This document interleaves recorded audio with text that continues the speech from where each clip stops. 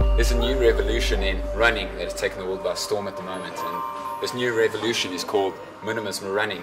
And I think minimalist running is a crucial part to future running. With us here we have Dan Hugo, who's going to give us his experiences on minimalist running and how he's taken it to that next step. Dan.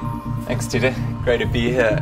For me, what I'd really like to try and convey is that running is essentially such an accessible sport. As a triathlete, an ex-terra athlete, I have bike equipment that makes me embarrassed at the price tags. And if I can convince the runner that it's essential to have 3, maybe even 4 different shoe models in your cupboard at any given time, and the injury prevention policy that is worth gold. I love running. I want to see more people running, enjoying it, being injury-free, niggle-free.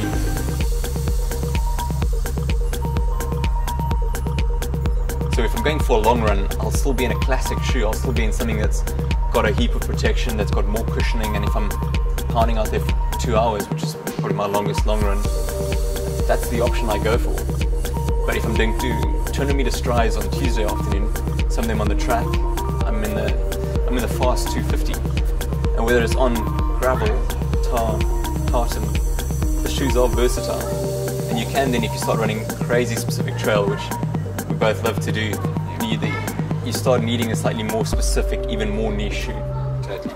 But to backtrack a second, minimalist is a really, really important part to getting the body to do what it needs to do naturally. But the importance of the adaptation phase, because of where we've come from in heavily engineered shoes, and the time frame that you need to adapt to get to where your feet are strong enough. I totally agree, and I think it is that it's a progression from, like you're saying, Dan, it's something that you can't just do once off the cuff. You need to make sure that you're working off over the years we've adapted to these cushioning shoes, and it's taken us a bit. And the reason we've put these cushioning shoes is we thought that if we add a medial block, it'll support us and we won't pick up injuries. And I think the mentality is changing, and the thought process is changing over, and people are starting to realize that the body in fact is born to run naturally. But over the years we've taken it one step too far in the cushioning, and now it's in that same way that you gradually step up that cushioning, you almost need to step down that cushioning so that you've got more of a minimalist free.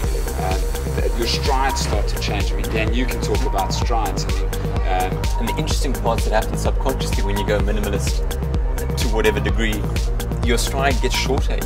You're aware of how you land. You can feel the ground, feel the stones, feel the little branches. So you're so much more aware of foot placement. Yeah. The whole biofeedback, you're just not plonking down, and so you're almost landing softer. Later in the cushioning, I feel I'm just a lot more gentle.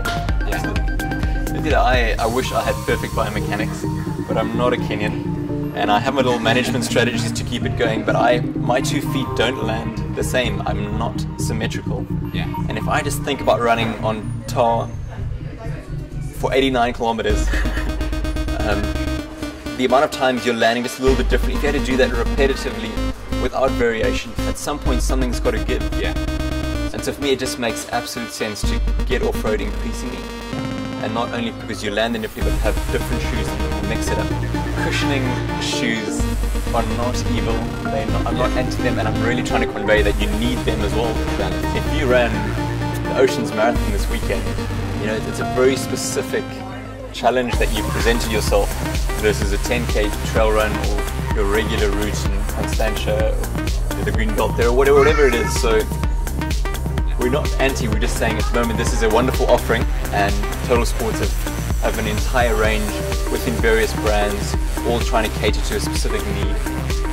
And they really have their place. Totally. I mean, if you were coming in, if you were looking for something and you want to start that minimalist, Total Sports has a variety of shoes, and they have experts that can guide you through that process, that show you which shoe you need to get into, and then over the next couple of months which one you should be. Like Dan was telling us earlier, that we need to have a variety. In his cupboard he has 3 specific shoes that alternate in cushioning, and I think that is the main crux of it. Total Sports has that variety where you can come in and actually choose something that is suited to you, whether it is with cushioning and a bit of stability, or whether it takes you down to the minimalist level. You've got to see it in time context, and I've I've had friends just so frustrated trying a minimalist shoe, they need to get new shoes, walk in, buy one pair, that's all they've got. They still want to do a 60-kilometer week, and it's just not realistic. Yeah. So if we can get that message across to you, That it's important, yeah, to have a variety of it. you need to have variety, you need to have patience and read up a bit about it, and even at home, you know, doing various exercises. And there's so much material out there online at the moment, in the gym, walking on grass, phasing it in. Yeah, it's going to be, to change your running gait, it has to be done with patience. Yeah.